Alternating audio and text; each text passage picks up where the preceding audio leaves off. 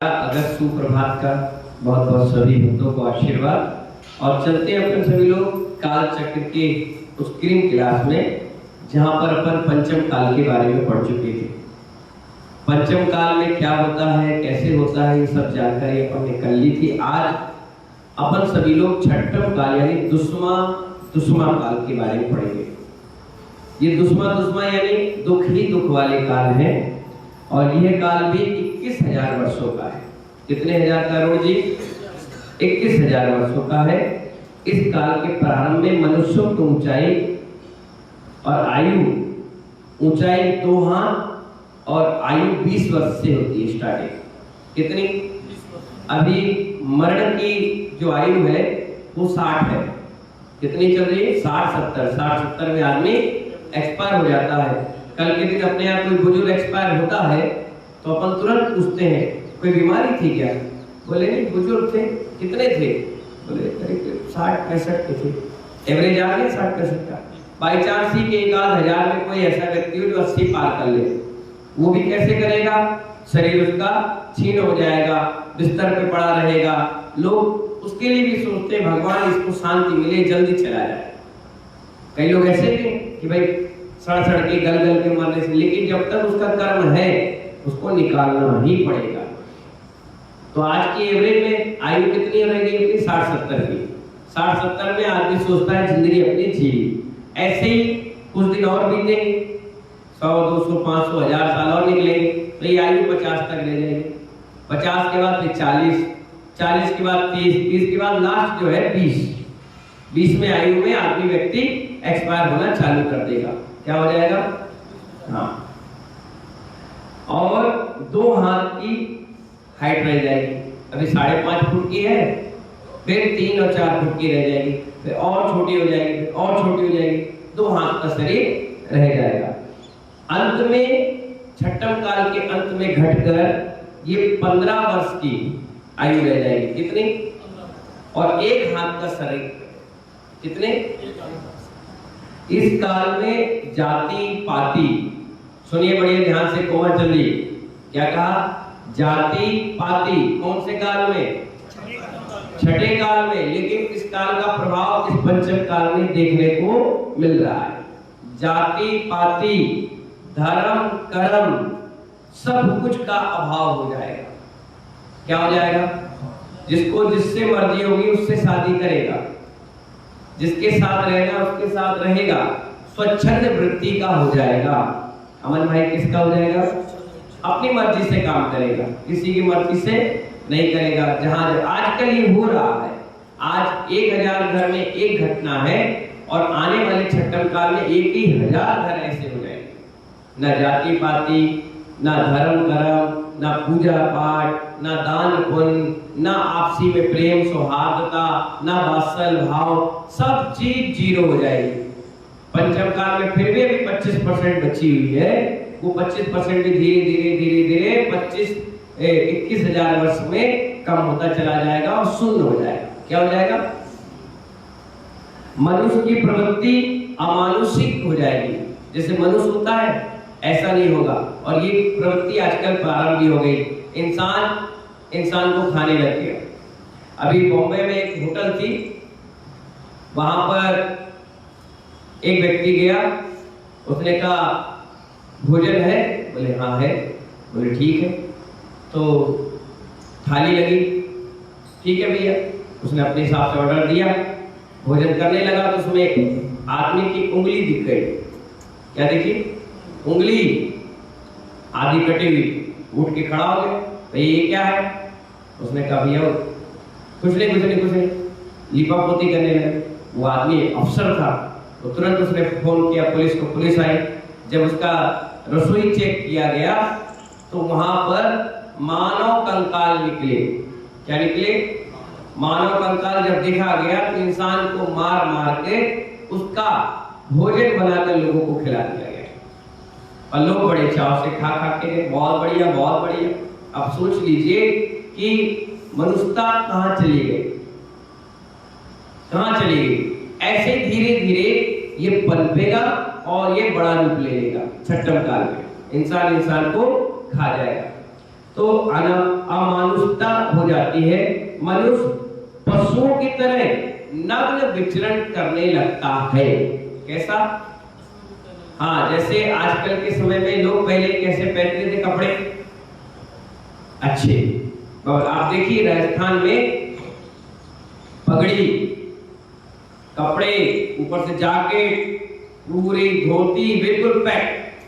मतलब लेडीज तो छोड़ो, जेंट्स के भी पूरा शरीर ढका हुआ होता था। भाई इतनी बाही होती है, इतनी बाही, यहाँ तक बिल्कुल कपड़े पैक अच्छे, उसके ऊपर भी जैकेट, ऊपर टोपी सब। और आजकल हाफ टी शर्ट। आप देखिए फिल्मों में क्रेज हो गया शरीर को पूरा दिखाना, सिक्स पैक दिखाना, मॉडल दिखना।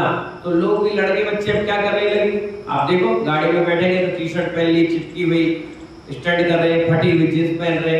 महिलाएं भी आधे अदरंग कपड़े पहन रही। अब ये धीरे धीरे परंपरा और बढ़ेगी। क्या बढ़ेगी? विदेशी कल्चर हम पर हावी हो जाएगा और धीरे धीरे बढ़ता चला जाएगा और व्यक्ति अदनंग प्रदर्शन पे उतर जाएगा। ये काल का प्रभाव। मनुष्य पशुओं की तरह नग्न विचरण करने लगते हैं। मानवीय संबंध पूर्णतः समाप्त हो जाते हैं। अब ना पिता की इज्जत करेंगे, ना माँ की, ना बहन की, ना परिवार की, ना संवेदनशीलता, सब कुछ खत्म। मनुष्य कच्चे मांस,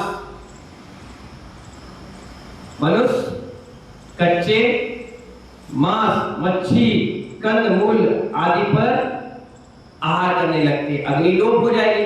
तो जैसे मछली पकड़ा, किसी ने जानवर पकड़ा, किसी ने, यहाँ तक कि ये बताया आचार्यों ने कि माँ गर्भवती हो गई, बच्चे को जन्म दिया और भूख इतनी सताई तो बच्चों को ही खा गई। जानवर जैसे बिहेव, अंदर से फीलिंग और पावर बिल्कुल जीरो।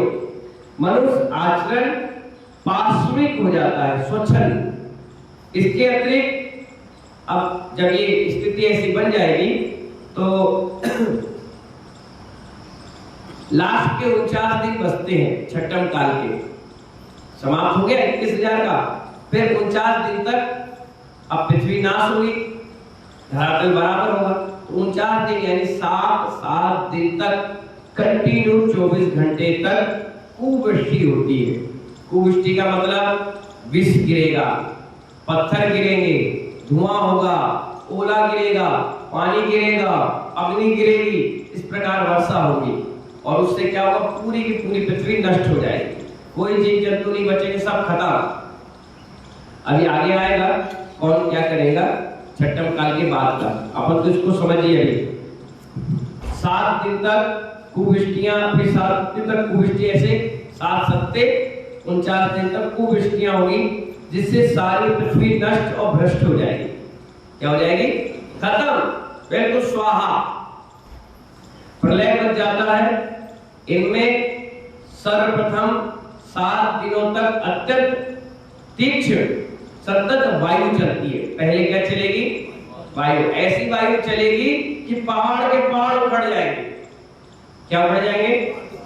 पहाड़ के पहाड़, पेड़ के पेड़, मकान के मकान। इतनी तेज आंधी आई, रुकने वाली नहीं। अपन कहते हैं ना 130 135, वहां 500 फुट स्पीड की आई है, एकदम रॉकेट की तरह, सर सर सर। और पूरे मकान, दुकान, पहाड़ पूरे धराशायी, बिल्कुल समतल। पहले क्या चलेगी? वायु, जो कि वृक्ष, पर्वत, शिला आदि को चूर्ण कर देती है। क्या कर देती है? चूर्ण। इससे 7 दिन तक भयंकर शीत पड़ेगी, यानी ठंड।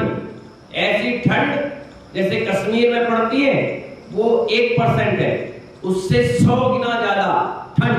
आदमी हाड़ मांस पिंजरा सब चिपक जाए, उसका ब्लड सर्कुलेशन रुक जाए, आदमी वही मर जाए, खत्म। इतनी तीक्ष्ण शीत पड़ेगी। मनुष्य और तिरछ इससे व्याकुल होकर विलाप करने लगते हैं, रोने लगते हैं। क्या करने लगते हैं? रोने लगते हैं। उस समय देव और विद्याधर दया करके, क्या करके भाई, उनको देख के दया आती कि देखो बेचारे रो रहे हैं, चिल्ला रहे हैं। 72 युगलों को के साथ अन्य मनुष्यों और तिरछों को विजयात पर्वत की गुफा में जाकर के सुरक्षित रख देते। एक गुफा होती है विजयात पर्वत की, वो गुफा में इसका असर नहीं पड़ता है, वो इसीलिए बनाई गई है विशेष। वहां पर 72 जोड़े तिरंचों के, मनुष्यों के सब मिलाकर, जैसे घोड़ा घोड़ी, हाथी हथनी, लेडीज जेंट्स की सुरक्षित उस पर्वत पर देवता विद्याधर ले जाते हैं पकड़ के और वहां रखते हैं और पैक कर देते हैं। पैक कर दिया, अब भैया फिर अब तुम जितना आंधी तूफान करना करो, वो वहीं रहते हैं, उनकी सारी व्यवस्था, खाना पीना रहना वो वहीं होती है, ठीक है।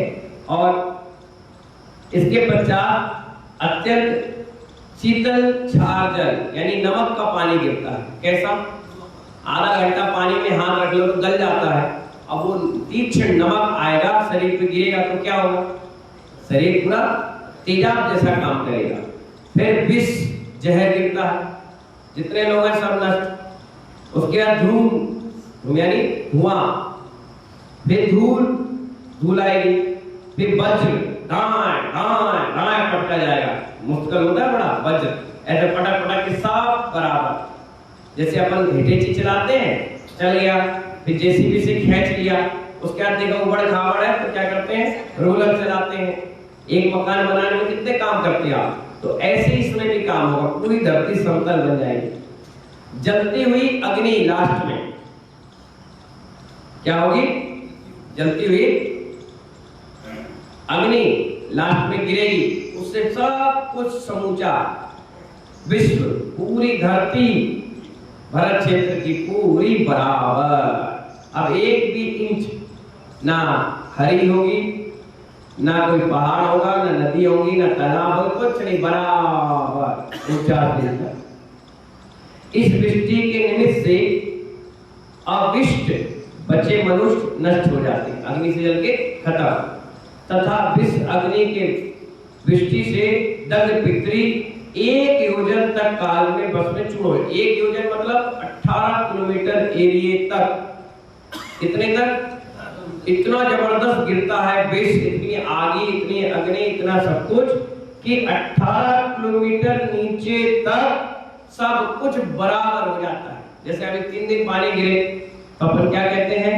खेत में 8 इंच पानी आ गया, 10 इंच पानी आ गया, 1 फुट पानी आ गया, 2 फुट आ गया, ऐसे ही 120 किलोमीटर तक।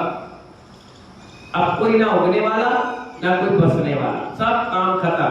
मतलब नीचे भी धरती कोई जीव है वो भी खत्म। ऊपर की तो बात छोड़ो, कितने नीचे तक?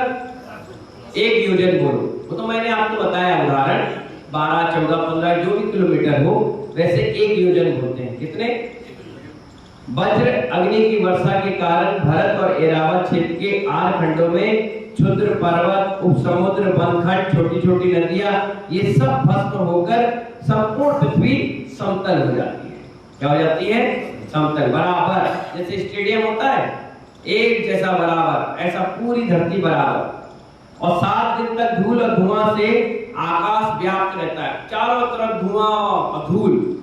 जैसे अभी कभी अश्रु गैस हो जाए, कहीं आग लग जाए, धुआं, ऐसा भयंकर धुआं और धूल उस 7 दिन में रहती है। यहीं पर अवसंभरी काल का अंत हो जाता है। क्या हो जाता है? अंत। इसके पश्चात उत्संभरी काल प्रारंभ होता है, जिसमें विलोम क्रम से उत्तरोत्तर विकास होता है। अब आपको बताएंगे कल कि अब 49 दिन के बाद कौन आया, कैसे आया, कब 10 लक्षण पर्व प्रारंभ हुआ। समझ में? अब फिर से संसार की उत्पत्ति, जीवों की उत्पत्ति कैसे क्रम में चली, ये कल बताएंगे। ये है छठम काल का स्वरूप। क्या? छठम काल और 49 दिन का स्वरूप कल बताएंगे आपको। फिर 49 दिन क्या हुआ, कौन आया, किसने छोड़ा, कितने हजार वर्ष का है, कैसे कैसे उसकी उत्पत्ति होगी और कैसे हमारा विकास धीरे धीरे बढ़ेगा, उस हिसाब से कल बताएंगे। ठीक है ना? जय बोले महावीर भगवान की।